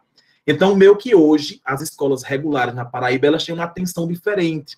Acabou que as escolas cidadãs integrais, elas ganharam, dentro da estrutura do Estado, uma atenção maior. Investimentos, né? Equipamentos. E as escolas regulares, elas estão meio que esquecidas. E as gestões, elas não são democráticas. Então, eu me sinto como professor, muitas vezes, privado de algumas práticas. Vou dar um exemplo para vocês. Agora, eu fiz um trabalho com História dos Excluídos, na Paraíba. Então, inspirado na UNHB, a gente tentou aqui trabalhar com personalidades, né, com sujeitos históricos da Paraíba. E foi um mês de trabalho no remoto, em parceria com Sociologia. E a diretora da escola, ela chegou a perguntar por que a gente não dava aula, né? Porque ela queria que nós trabalhássemos aqueles conteúdos do livro, por não entender as perspectivas que nós tínhamos com aquele trabalho. Então, existe esse tipo de coisa que na rede privada eu sou incentivado a fazer, dentro da lógica do Enem, inclusive. Né? Como é que eu concilio essa lógica que é própria das avaliações em larga escala? E o Estado tem assumido uma postura neoliberal na educação escancarada. Então, meta, resultado e o processo pedagógico, essa formação do cidadão crítico, ela não é prioridade. E a prioridade é que ele seja aprovado no Enem. Né? Não importa se ele é crítico. Ele precisa ter... Agora mesmo, a gente está sendo levado... Essa semana, saiu o resultado do Enem ontem, né? Então, os diretores cobrando que os alunos digam a nota que tiraram na redação, que é para publicar, né, as melhores notas da rede estadual, dentro de uma lógica que na rede privada se luta até para superar. Quer dizer, o Estado assumindo uma lógica neoliberal dessas avaliações de larga escala, que é descarada. Então, eu sinto isso, sabe? Que a gente tem a educação, o Estado tem incorporado as práticas educativas a essa lógica neoliberal, e isso é muito sério. A gente está perdendo, né, de uns anos para cá, e essa lógica ela só vai se aprofundando, só vai se aprofundando. É muito sério isso. Danilo, muito obrigado.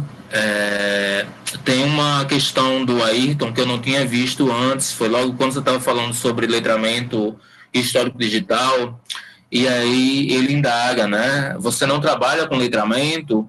Porque eu acho que você deu a entender em algum momento isso, né? Tá no chat por aqui, né? Eu acho que foi na hora que eu falei, eu não trabalho com a ideia do letramento da Magda Soares, diretamente com a ideia dela. Eu parto da ideia da história, porque uma das coisas que eu vou defendendo o tempo todo é que a gente precisa construir um diálogo com outras áreas, sobretudo a educação, né? Mas nós precisamos, enquanto ciência, dar conta de responder algumas demandas que surgem no ensino de história. Então, meio que eu vou defendendo ali o tempo todo, que a gente parta da história para explicar determinados fenômenos. Então, eu sei que a Magda Soares é um grande nome do Brasil para trabalhar a ideia de letramento, inclusive, num dos cursos que eu preparei agora para a Universidade Católica de Brasília, sobre gamificação em ciências humanas, eu discuto o conceito dela de letramento digital, porque ela revisou o conceito dela, né, dentro dessa lógica digital, porque ela pensou o letramento para práticas analógicas. E aí eu retomo o conceito dela de letramento, mas eu me utilizei naquele momento da Isabel Barca e do Peter Lee, que trabalha com literacia histórica, né? Aqui no Brasil a gente conhece mais como letramento do que literacia, mas na literatura, tanto inglesa quanto em Portugal, é muito comum que se use a palavra literacia para se referir a esse letramento. Eu acho que foi nisso que deu a entender que eu, né, não utilizei. Pessoal, mais alguém tem alguma pergunta para o Danilo? Aproveitem que ele está aqui, tá certo? Ele pode ficar lá na Paraíba, são 22h04, então tá cedo, ele não tem por que dormir agora, pode ficar até 1h da manhã. Então vocês podem ficar... Com certeza, estou à disposição. É sempre bom dialogar, compartilhar. Alguma pergunta, alguma questão? Vocês que estão aí nos estágios, enfrentando os desafios agora, o pessoal do sexto período, nenhuma pergunta ao professor? Nenhuma consideração?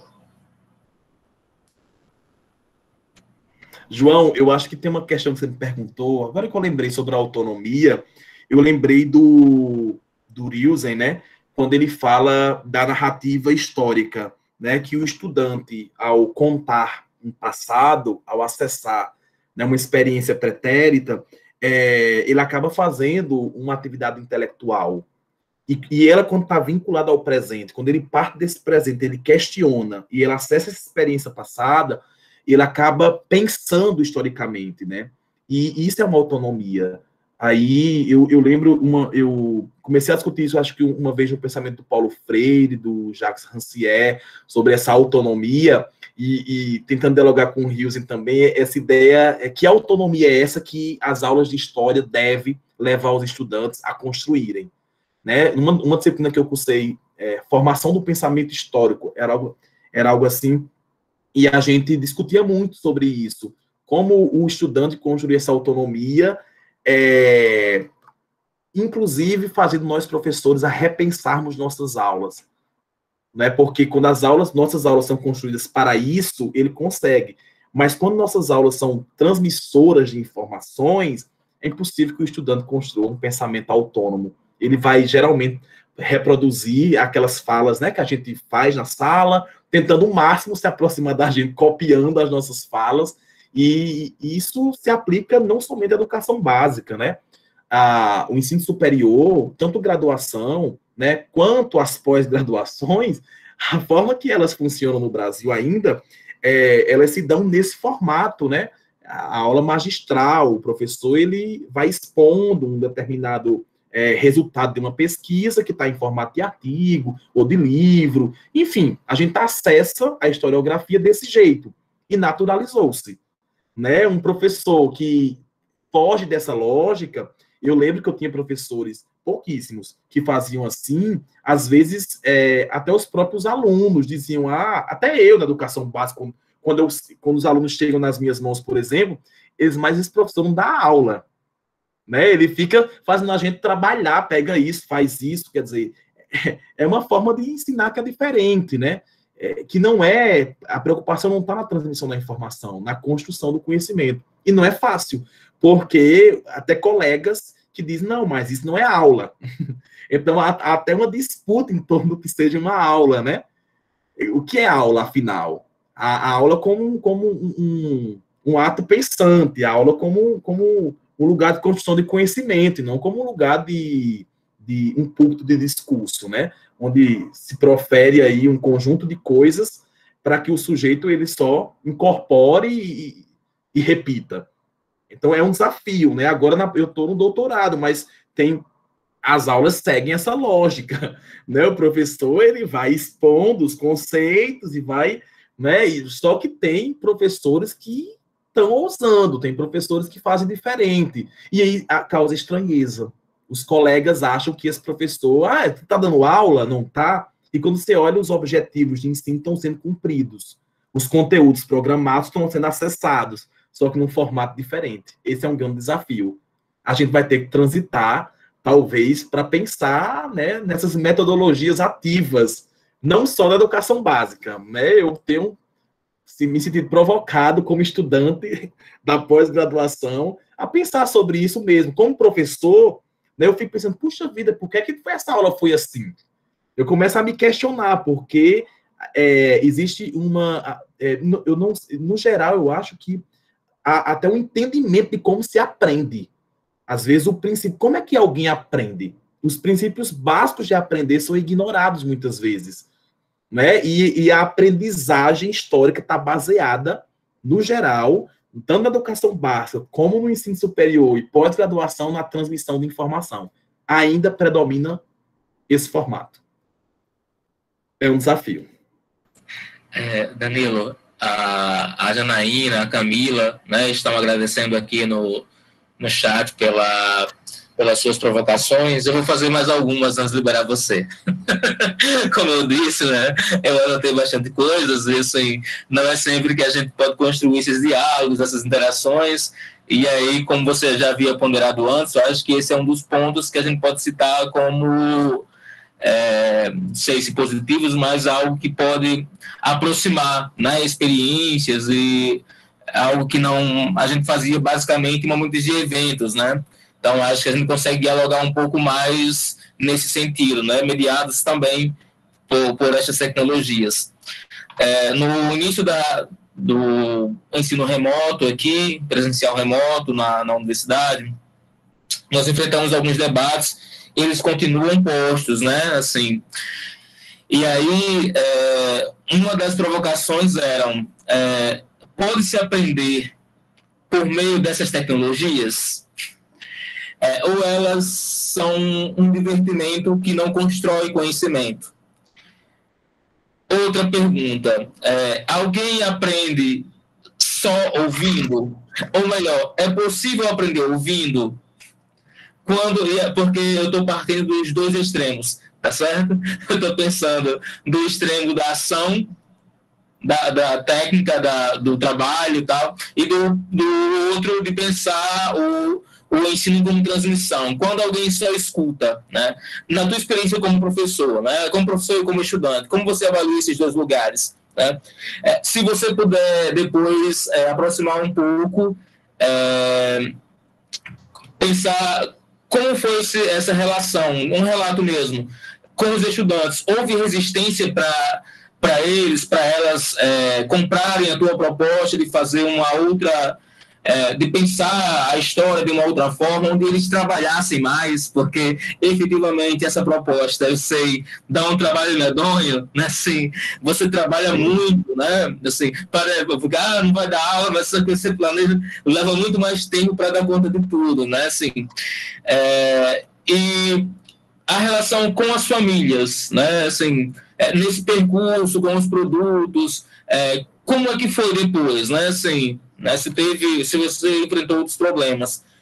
E por fim, a última que eu faria, né? Assim, já lamentando, o que você tá pesquisando agora no doutorado? Eu fiquei curioso para saber o que foi que você montou, o que foi que você tá aprontando, o que vem por aí. Vamos ver se eu dou conta de tudo isso. Olha só. Quando a gente fala das tecnologias digitais, né, quando a gente fala de tecnologia, a gente geralmente já relaciona a essas tecnologias digitais. Mas o que é aprender com lápis, com caneta, com papel, com livro, que são tecnologias, não é? Como é que se aprende utilizando essas tecnologias? O que é que a gente faz com elas? E aí, a gente também pode se perguntar, as tecnologias das quais eu tenho acesso e os meus estudantes, as digitais, como se aprende com elas? Quer dizer, é muito convencional que a gente já sabe o que fazer com caderno.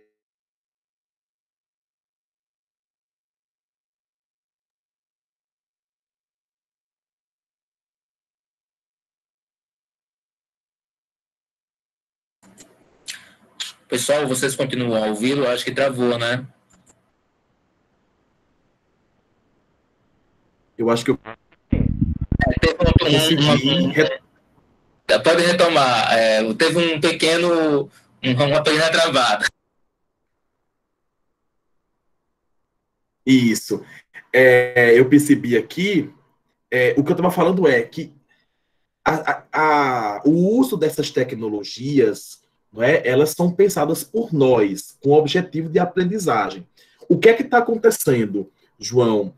O que eu percebi, né, é que muitos colegas começaram a aprender a usar alguns aplicativos e eles inverteram a lógica.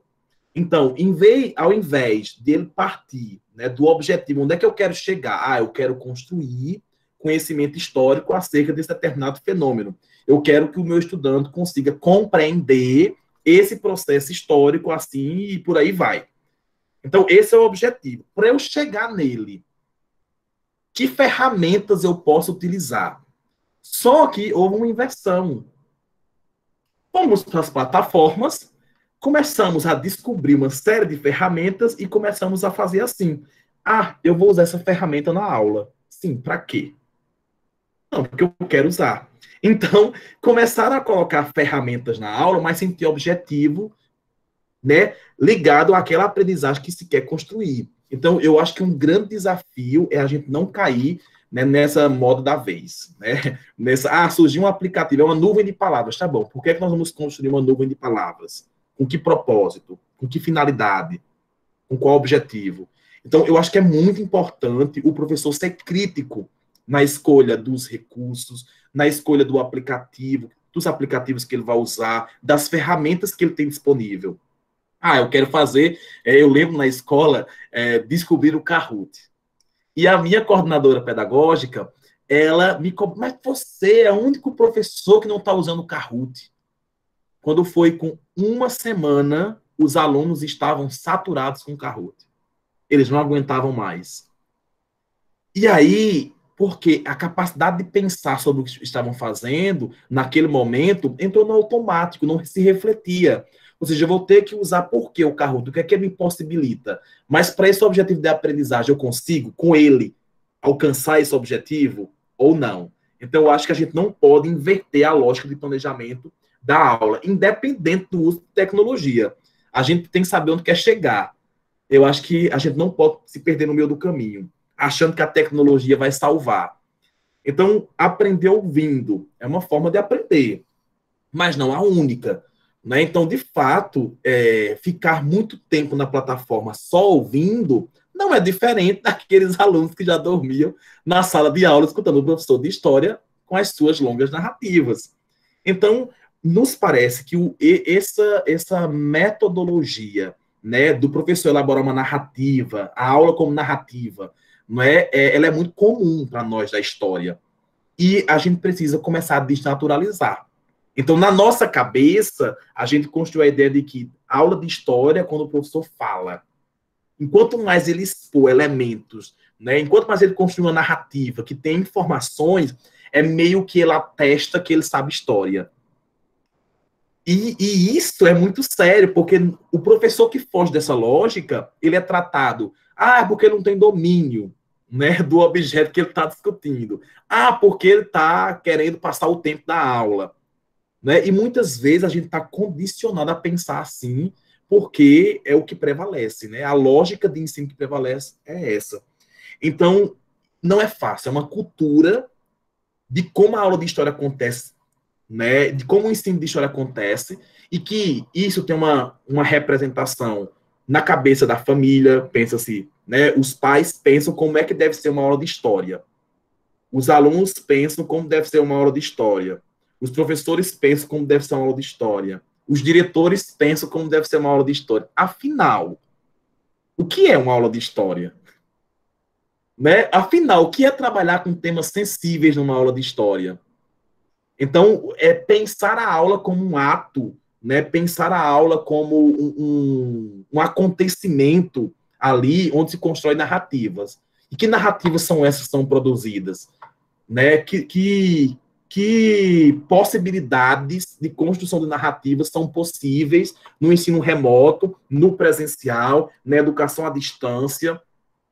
Quer dizer, eu posso ter um objetivo de aprendizagem e como eu vou desenvolver ele na EAD, como eu vou desenvolver ele no ensino remoto, né? E agora no Brasil, que a gente chamou essa confusão, o que é ensino remoto, o que é EAD, a gente foi misturando essas coisas tudo, mas eu acho que chegou a época da gente parar agora e começar a dar nome para as coisas, né? Porque, por exemplo, nós vamos continuar, eu não tenho dúvida disso, não que eu esteja defendendo, mas pela lógica, a escola privada que eu trabalho, algo, por exemplo, eu consegui um espaço que é práticas investigativas em humanidades. A gente está construindo esse espaço, né, para a área de humanas no ensino médio, que a gente está perdendo espaço, né? Então, como a gente puder ganhar espaço, a gente vai ganhando. E aí nós estamos pensando, a direção já disse, pensem essas práticas para serem realizadas usando educação à distância. E aí? A gente resiste e diz, não, nós queremos presencial.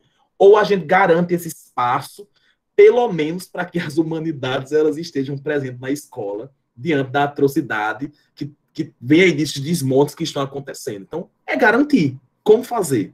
Pegar as experiências e pensar, né, como poderia ser as práticas investigativas em humanidades utilizando as ferramentas que temos.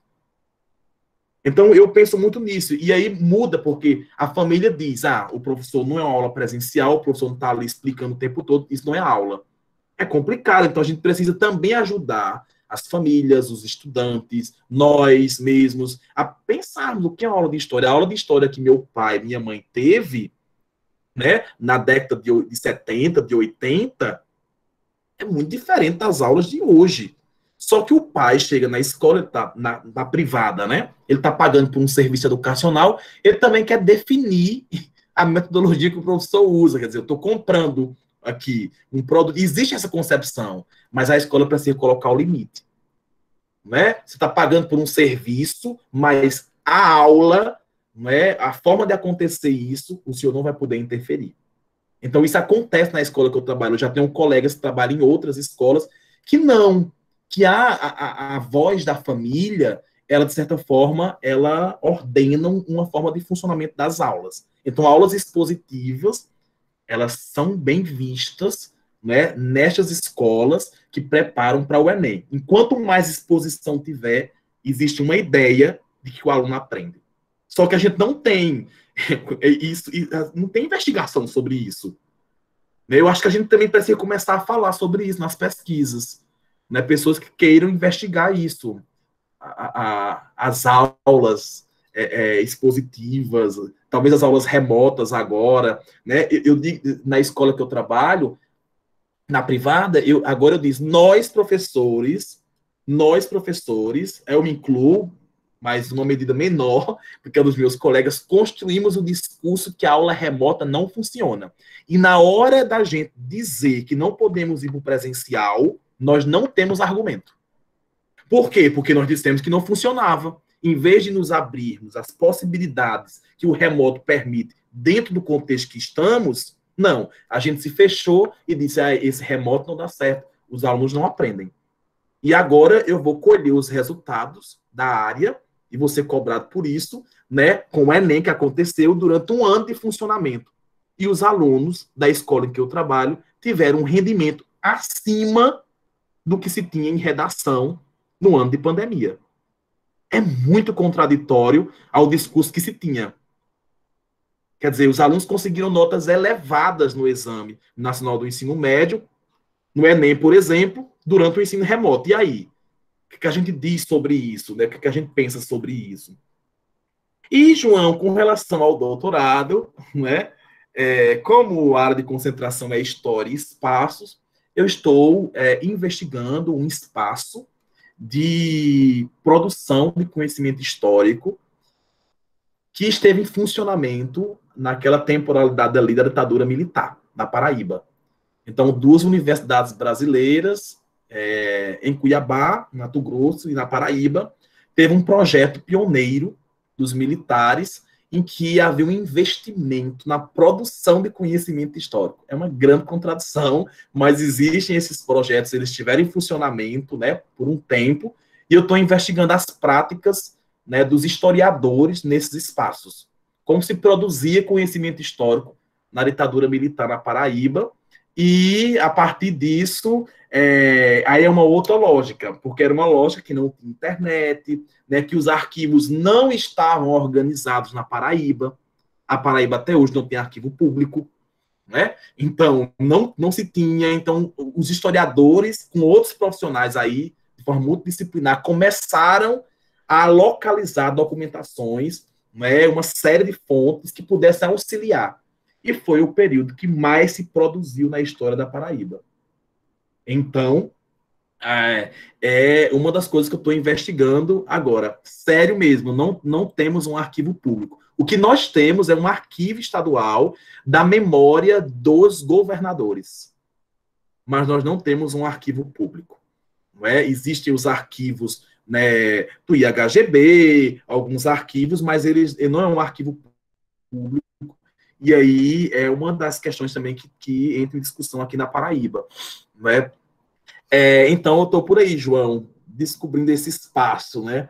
As relações, as práticas que foram produzidas no núcleo de documentação e informação histórico-regional dentro do contexto da ditadura militar. Formas de produção do conhecimento histórico. Como se fazia, né? Qual era a operação historiográfica. Danilo, eu prometi que era a última, né? Mas assim, só para provocar, rapidinho, assim, eu prometo ao pessoal que está aí, a gente está terminando já, mas com tantas narrativas no cinema, na música, na literatura, né? Porque, como você mesmo disse, né? A didática da história investiga como é que nós podemos aprender e como aprendemos, né? Por meio da memória, história em vários lugares, né? E as plataformas hoje, elas dão acesso a uma quantidade, assim, que levaria vidas até o ser humano conseguir dar conta de acessar todo esse conhecimento, né? Qual o lugar do professor de história, da professora de história que está se formando hoje na universidade e vai atuar depois, né? O que vai fazer esse profissional, essa profissional, quando terminar o curso? Como você vê o nosso campo hoje? O que você para os meus acadêmicos aqui que estão formando? No campo, assim, vou tentar falar da historiografia da ditadura civil-militar para entrar no teu componente curricular, né? A gente está passando por uma renovação, na verdade, de discussões em torno desse objeto. Então, acho que aquela coisa da resistência foi muito debatido. Hoje, a gente está começando a pluralizar essa história da ditadura, sair daquele maniqueísmo, né? Sair daquela coisa da esquerda, da direita, e começar a entender isso em outros âmbitos também. Então, tem algumas pesquisas que já iniciaram, mas hoje tem um grupo que eu faço parte, História Contemporânea, da Federal, do Rio de Janeiro, em que está discutindo sobre a questão da ditadura nas regiões, né, de pluralizar. Então, é um conjunto de pesquisas que estão acontecendo no Brasil, e esses pesquisadores começaram a entender que a gente precisa ampliar as noções que a gente tem, concepções desse período da história do Brasil, de pluralizar. Então, alguém que está agora, né, no curso de História está tendo oportunidade a uma renovação na historiografia. Então, de certo modo, esses negacionismos, isso tudo que os profissionais estão enfrentando, então é diferente de quem se formou em outro período, em outro contexto, que não teve acesso a essas discussões. Então, eu acho que sair do curso de História com essa visão possibilita, amplia, ajuda, né, no mundo do trabalho. Havia uma limitação, né, a professora Margarida Dias, da UFRN, orientadora do João Maurício, e hoje é minha orientadora, ela diz uma coisa que eu admiro muito, a capacidade reflexiva dela de dizer, de que a nossa inserção no mundo do trabalho, ocupando os espaços de produção do conhecimento histórico, elas não vão se dar, não é? A priori, elas não vão aparecer do nada. É fruto de muita luta, não é? Por exemplo, eu vou dizer para vocês, eu vim para o sertão, aqui na Paraíba, João Maurício, eu estou no sertão, numa cidade chamada Santa Terezinha, tem 4 mil habitantes, onde minha mãe mora. Eu estou aqui desde o ano passado, faz um ano que eu estou aqui.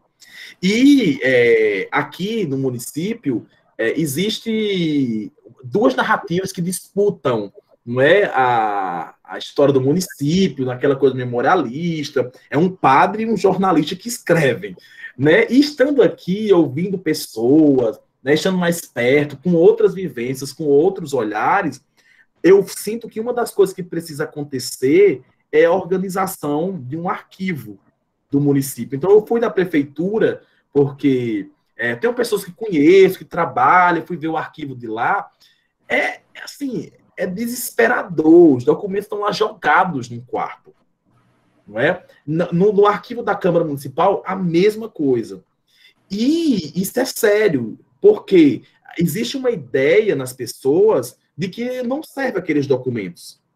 Aí, quando você parte para ouvir as pessoas, não é, com as suas experiências do tempo, vivenciando nesse território, nesse espaço, aqui, como a gente pode pluralizar a história desse município? A partir do ensino de história nos anos finais do fundamental. Como um projeto que congrega professores, que congrega estudantes. Quer dizer, precisa de um historiador nessa prefeitura. O que eu vou pleitear por aqui, né, é para construir, junto com vereadores, projetos de lei que aprovem no município que haja um historiador, não é, dentro dos quadros administrativos. Quer dizer, existe uma lei agora. Então, são esses espaços que a gente precisa ir criando, né? E é preciso formar redes de pessoas que comecem a pensar sobre isso. Porque esse espaço ele não vai aparecer do nada. Somos nós que vamos precisar começar aí a construí-los. Então, eu penso que, como está concluindo o curso de História, é pensar a sala de aula, a licenciatura, me permite ir para a sala de aula, mas também agora que outras possibilidades, onde eu estou no meu município, né, com empresas de assessoria, por exemplo, podem dar. O colégio que eu estou agora vai fazer 100 anos. Daqui a 5 anos, 95 anos vai completar. Então, eu já provoquei. É preciso que haja um historiador aqui que coordene um projeto sobre a memória institucional.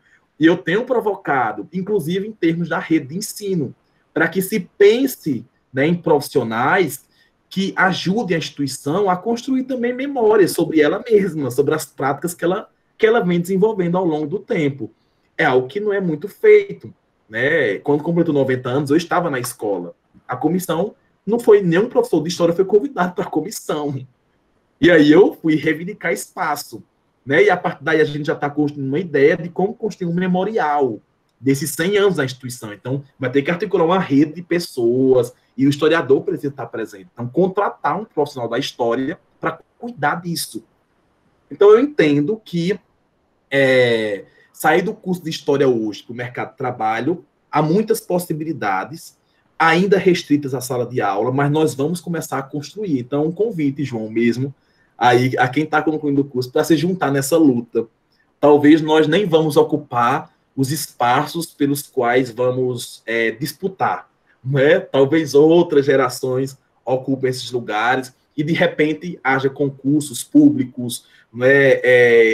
Empresas privadas também, porque existe uma preocupação, a elite brasileira é muito preocupada, né, com as memórias também delas mesmas. Então, tem espaços que solicitam historiadores. Como é que a gente dialoga com esses espaços? Como é que os cursos de história também ajudam a gente, ao sair, a dialogar nesses espaços?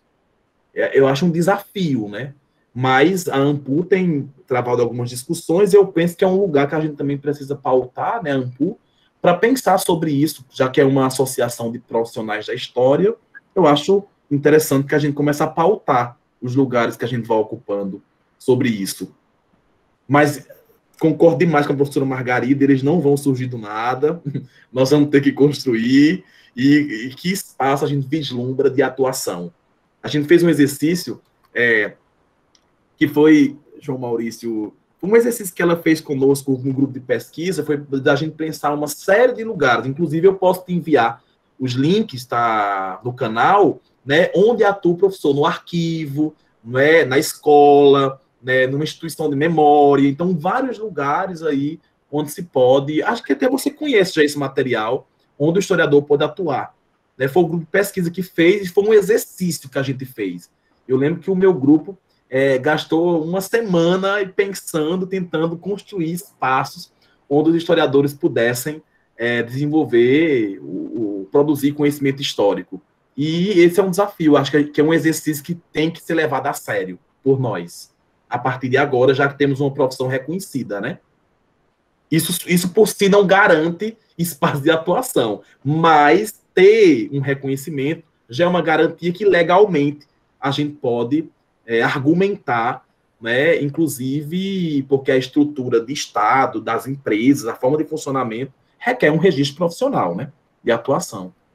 Não sei se eu fugi do que você me perguntou, mas... Danilo, eu queria reiterar, agradecer a presença, a enorme contribuição. Você pode fazer suas considerações finais, tá certo? E, assim, reitero, assim, a gratidão pela parceria, pelo debate, pelas discussões, e espero que possamos estar juntos em outras oportunidades, tá? Pessoal, eu que agradeço, João Maurício, né, o convite, fiquei muito feliz em poder estar com vocês, contribuindo, e sempre que a gente ganha espaço para divulgar o trabalho, a gente fica muito feliz, né, porque é fruto de muito esforço e também de dedicação, de trabalho, de muito trabalho. Então, é uma obra, né, o Letramento Histórico Digital se tornou, assim, uma das primeiras experiências de uma pesquisa mais elaborada que eu fiz, né, de um tempo que eu gastei no mestrado, espero contribuir muito mais com a história e ficar à disposição. Quando tiver um espaço que a gente consiga dialogar, estou à disposição. Muitíssimo obrigado por essa oportunidade e por esse momento. Agradeço demais a paciência de vocês em me ouvirem. Eu que agradeço. Bom descanso, um ótimo feriadão, tá? E espero que possamos nos ver em breve pessoalmente. Obrigado, João. Igualmente para todos vocês, meus queridos e minhas queridas. Tá. Pessoal, muito obrigado pela presença. Na próxima quarta-feira a gente se encontra novamente aí fechamos algumas questões que discutimos hoje, tá? Um forte abraço a todo mundo, um abração, se cuidem. Saúde para todo mundo. Abração.